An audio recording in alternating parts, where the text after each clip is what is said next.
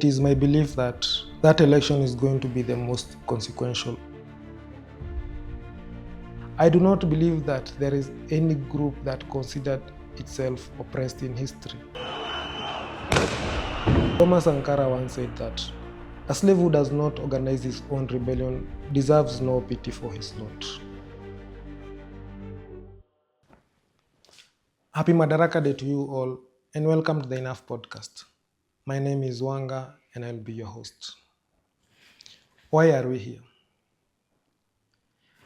Next year, we are going to have an election, and it is my belief that that election is going to be the most consequential of our lifetime yet. We find ourselves at a time where we as a group or we as a country understand the challenges that continue to face us as a society. We also now understand that those challenges can squarely be traced to the incompetence of our political class.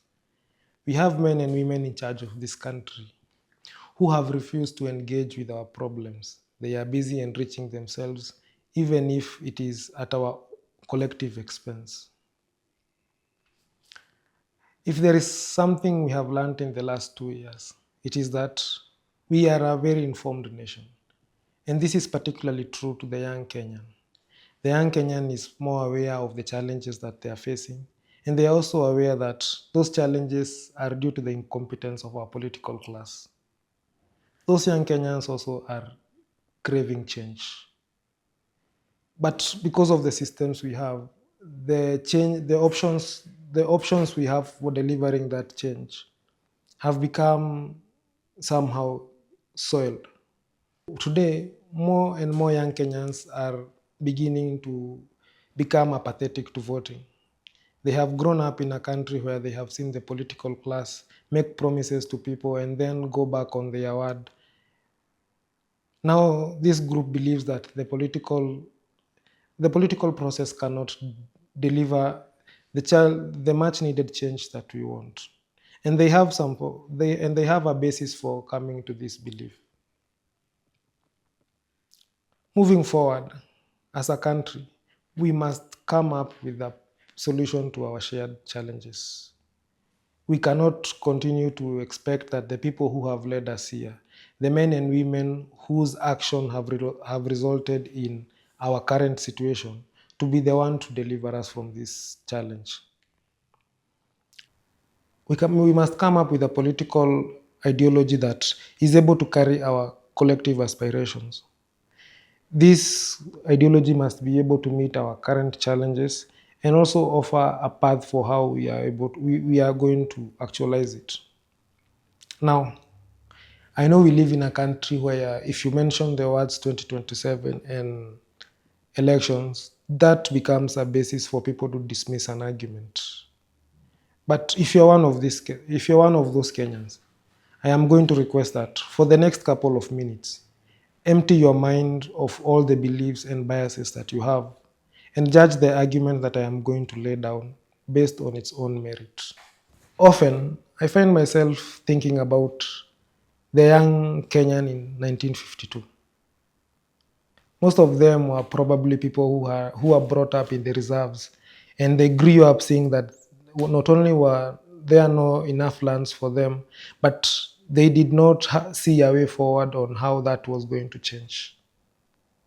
There were also those who had just been repatriated from the White Highlands.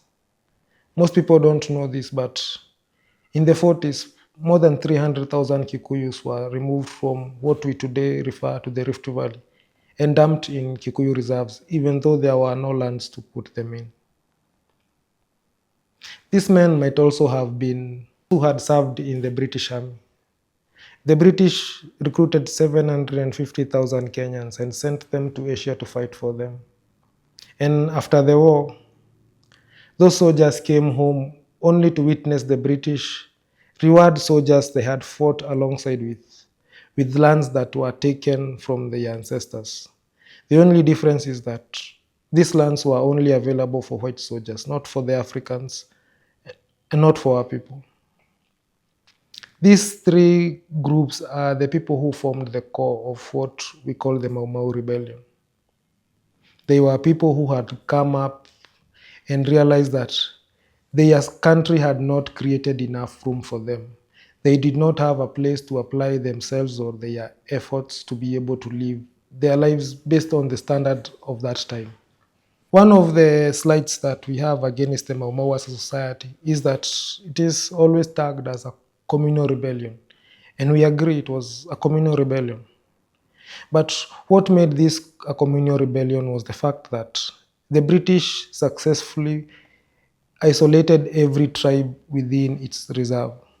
And as a result, when the demands by the Mau Mau for land, freedom, and self-rule came, that message could not move to other communities because there was no contact between our communities during that era. There was only minimal contact. But even in that situation, it is a consensus that 90% of the population who are aware of the oath took the oath. And not only that, the British were surprised that even the people who were forced to take the oath were willing to abide by them because they agreed with the spirit of the oath. Now, when I look at our situation, I believe we are in a similar boat. We have come of age and realized that this country had not planned for us, that this country has not put in place structures in place to ensure that it can absorb our energy and help us to contribute in creating a better country. There are those among us who were lucky enough to get an education. And the promise was that we are going to get an education and the skills we are going to acquire are going to be used to improve our society.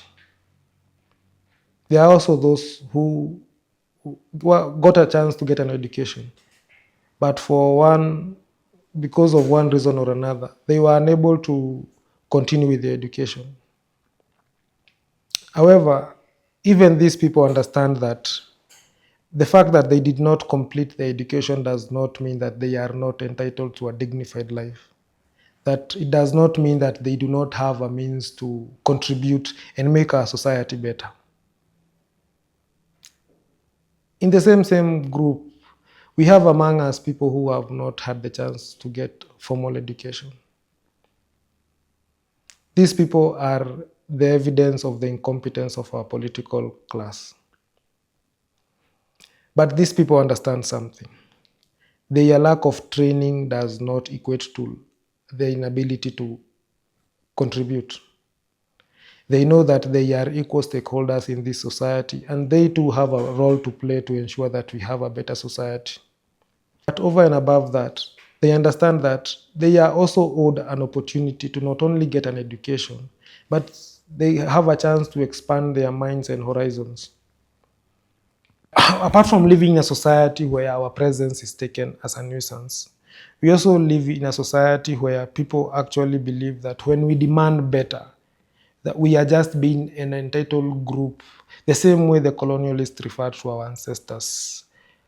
Entitled group of natives who are too clever for their own good. But that is not what we are. We are a group that understands that this country must do better. This country must be able to work for all of us. And it is very important that we find a way to make that happen. Now, back to our analogy. Let us imagine that for our sake and for the sake of this discussion, let us imagine that those young men who went to war with the empire, these men did not have backing from either outside or from even locally. And they were just a group from one community. But let us imagine that Mau Mau was a nationwide movement, that all Kenyans from all walks of life had a chance to be able to participate. Over and above that, let us also imagine that going to war was not their only choice.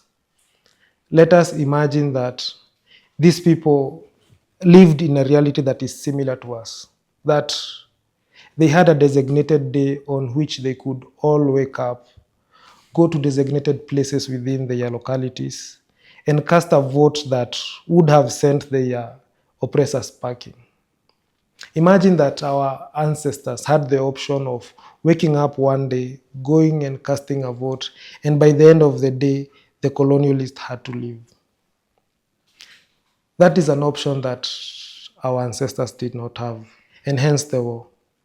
But that is an option that we actually have. Whereas we are very similar to the group I just described, we have advantages that that group did not have. For starters, we now have technology that allows us to communicate across land and space.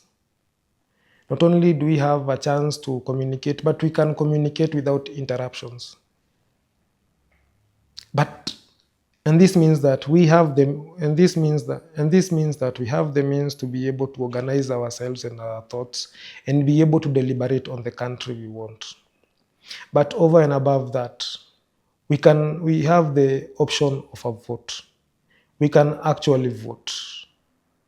And this means that we not only have the chance to be able to elect the people we want, we also have the chance to elect ourselves into those positions of power. The reason I view our existence as a generational opportunity is because we have the means to be able to organize ourselves on our own terms. We have the opportunity to vote for the people we want, which means we can vote for ourselves. I do not believe any oppressed group in history, and here I am using oppressed loosely. I do not believe that there is any group that considered itself oppressed in history that has ever had an opportunity similar to the one we have. Now, bringing this back to our reality today. Today is Madaraka Day. And we are supposed to be celebrating 63 years of internal rule. But how many of us feel free? How free are we when the lands that our ancestors fought for are still occupied by Europeans? And more communities today continue to lose their lands to different groups in the name of conservation and other tricks. How free are we when not only the local investors, but also even international investors have all agreed that our labor and our skills are theirs to exploit? They do not want to pay us fair wages. They have created a working environment that is unsustainable, and we have to exist within that system. That is our reality. That is our reality today. That on today, as we celebrate 63 years since our ancestors freed themselves from the colonialists, we have a political elite that still treats and looks at us the same way the colonialists looked and treated our ancestors. We are a group that are good for labor, for the extraction of our resources, and for us to keep quiet. But times have changed. This society, we are the stakeholders of this society. And this society will function the way we decide it functions. The essence of this voice note today is because I believe that we have a generational divide in how we look at things, in how we perceive society, in how we think society should be governed. Those senior among us are what I would call our parent generation, the people who address us as their children whenever we demand accountability. These people exist in a world where greed, corruption, theft, and accumulation of resources by some at the cost of others is acceptable. They also live in a world where people are valued almost entirely based on how much they have accumulated. In their worldview, all actions are acceptable as long as they are in the pursuit of money.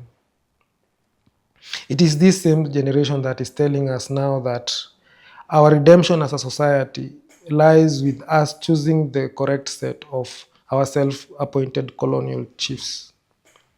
You might want to call them the One-Term Brigade, you might want to call them the Linda Mwananchi Brigade, but they are cut from the same cloth. They are part of the elite and they are squaring their disagreements in public. But we do not have a stake in that. This country is ours and we need to have a stake. And that brings my argument to the second group, which is us, the young people.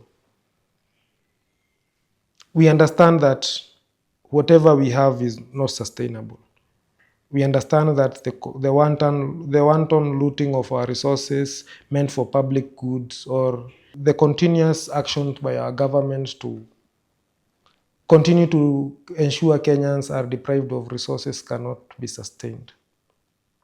We are aware that we are fully responsible for the country we want to have. And it is this generation that is the interest of our conversation here. If you look at our population demographic, regardless of which estimates you use, it is estimated that in 2027, between 67 and 80% of the voting population will be between the ages of 18 and 40.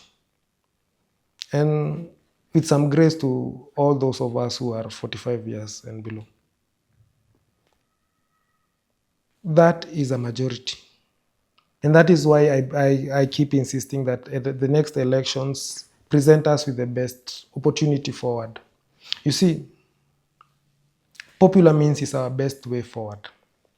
We are a majority, we are motivated, we have the skills, we are more knowledgeable. All we have to do is organize ourselves. So all we have to do is to ensure that we organize our efforts to ensure that we deliver ourselves from the challenges that face us. Thomas Sankara once said that a slave who does not organize his own rebellion deserves no pity for his lot. He alone is responsible for the misfortune if he nourishes the illusion that a master's discontent will set him free. We are the slaves that Thomas Sankara is speaking about. You see, we are the people who they call entitled because we demand better. But look at the country we have. We must understand something. When they take loans and steal them, we are on the hook for that. We are the people who are going to pay for those loans. Our society is on the brink of collapse. We are the people who are going to be left picking up the pieces. It is us and our brothers and our sisters that are currently being shipped to the Middle East, Asia, Europe as slave labor because they're not going there as expatriates.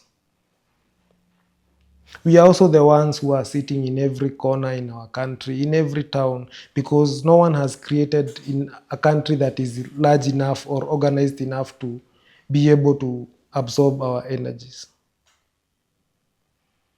This is a situation that we must change. And as Sankara said, it is in our interest that we organize our own rebellion.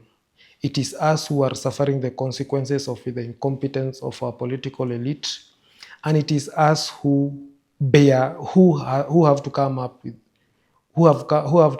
a solution. Often we are told that we are the saviors of ourselves. No one is coming to save us. And that is why we are here.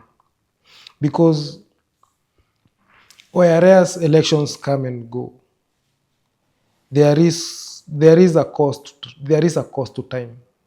Every time we allow mediocrity to thrive, every time we allow a kleptocracy that is interested in enriching themselves and not serving the people, every time we continue to allow them to have control of our society, we decapitate ourselves, or we make it harder for us to be able to achieve the country that we want to have. And that is why we are here today. I have a very simple pitch for all of us. You see, as young people, we keep demanding change. And every time we demand change, we are asked what is the option that we are representing. My pitch to you is that I want to imagine for us a country that is possible for us.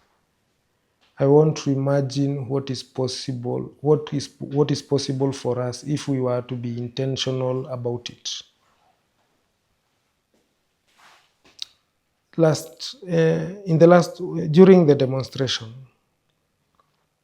that were organized largely on social media, we got to see a glimpse of the potential we possess. I want us to imagine that we take time to organize ourselves into a single political force whose goal is to ensure that we not only give ourselves the tools to implement the vision we want for our country, but we actually get to hold those tools. Today, we are told that we need to negotiate with our political class for our spaces within government. But this is our country. And in this country, the majority get their way. And we are the majority. So I do not understand why we would choose to negotiate. I do not understand why we would choose to negotiate for things while we can have the whole. And that is why I am on this platform.